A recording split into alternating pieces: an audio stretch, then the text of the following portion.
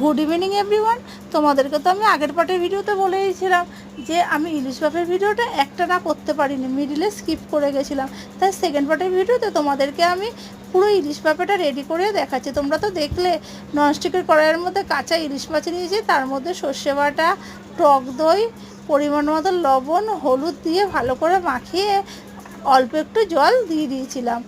আর তার উপরে কাঁচা তেল, সরষের তেল ছড়িয়ে দিয়েছিলাম। তারপর এইভাবে এটাকে ধরিয়ে ইন্ডাকশনে বসিয়ে দিয়েছিলাম। চলো কিছুক্ষণ বাদে এসে আমাদের দেখতে হবে এটা কিরম। দেখো কিছুক্ষণ বাদে এসেছি, এসে দেখি এটা অলরেডি ফুটে গেছে। তার এখনও 10-15 মিনিট টাইম লাগবে রেডি হতে। আবার 10-15 মিনিট বাদে এসে দেখি ঝোল থেকে তেল ছাড়ছে, আর আমার ইলিশ ভাপে রেডি হয়ে গেছে। একটা থালার মধ্যে ঢেলে গুছিয়ে রেখেছি এই ইলিশ ভাপাটা। তোমাদের যদি আমার ভিডিওটা ভালো লাগে সাবস্ক্রাইব করতে কিন্তু একদম